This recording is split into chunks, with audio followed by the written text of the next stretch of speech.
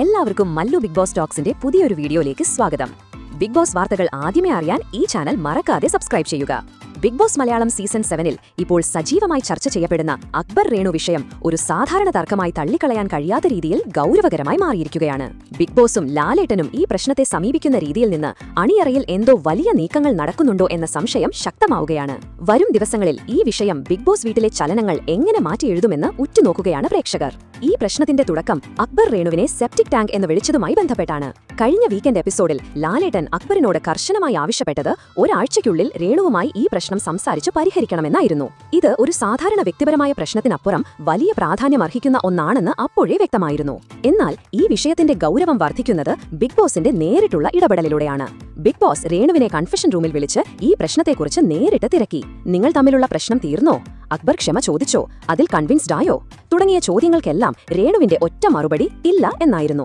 ഈ വിഷയത്തിൽ ഒരു തീരുമാനമെടുക്കാൻ എത്ര സമയം വേണമെന്ന് ചോദിച്ചപ്പോൾ രേണു 2 ദിവസം എന്നാണ് ആവശ്യപ്പെട്ടത്.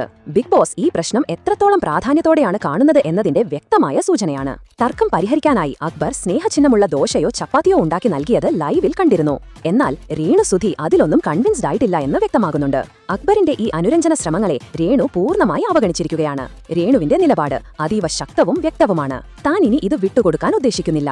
ഇത് വലിയ പ്രശ്നമായാലും ചെറിയ പ്രശ്നമായാലും അത് തനിക്ക് വിഷയമല്ല.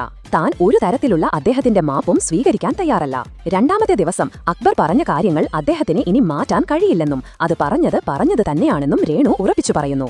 രേണുവിന്റെ ഈ കടുത്ത നിലപാടിന് ഒരു പ്രധാന കാരണമുണ്ട്. താൻ ക്ഷമിക്കുമായിരുന്നുവെന്നും എന്നാൽ കഴിഞ്ഞ ദിവസം തന്നെ നോമിനേറ്റ് ചെയ്ത് മിഡ് വീക്ക് സസ്പെൻഷനിലൂടെ പുറത്താക്കാൻ ശ്രമിച്ച ആളാണ് അക്ബർ എന്നും രേണു ചൂണ്ടിക്കാട്ടുന്നു.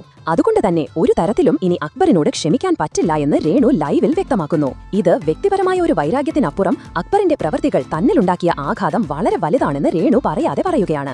ഈ സാഹചര്യത്തിൽ ലൈവ് അപ്ഡേറ്റുകൾ നൽകുന്ന ഏറ്റവും പ്രധാനപ്പെട്ട സൂചന എന്നത് വലിയ എന്തോ ഒരു പണി അക്ബറിന് ഒരുങ്ങുന്നുണ്ട് എന്ന് തന്നെയാണ്.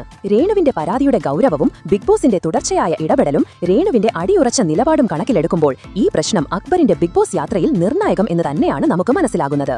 ഇത് ഒരു താക്കീത് എന്നതിനപ്പുറം വലിയ നടപടികൾ അക്ബറിന് കാത്തിരിക്കുന്നുണ്ട് എന്ന് തന്നെയാണ് ആരാധകരും വിലയിരുത്തുന്നത്. ഈ ചോദ്യങ്ങൾക്കെല്ലാം ബിഗ് ബോസ് വീട്ടിലെ വരും ദിവസങ്ങളിലെ സംഭവ വികാസങ്ങൾ മറുപടി നൽകുമെന്ന് തന്നെ പ്രതീക്ഷിച്ചുകൊണ്ട് നമുക്ക് കാത്തിരിക്കാം. അപ്പോൾ ഈ വിഷയത്തിൽ നിങ്ങളുടെ വിലയേറിയ അഭിപ്രായങ്ങൾ എന്തൊക്കെയാണ്? അഭിപ്രായങ്ങൾ താഴെ കമന്റ് ചെയ്യുക. അപ്പോൾ ഇതുപോലത്തെ കൂടുതൽ ബിഗ് ബോസ് വാർത്തകൾക്കായി ഈ ചാനൽ മറക്കാതെ സബ്സ്ക്രൈബ് ചെയ്യുക.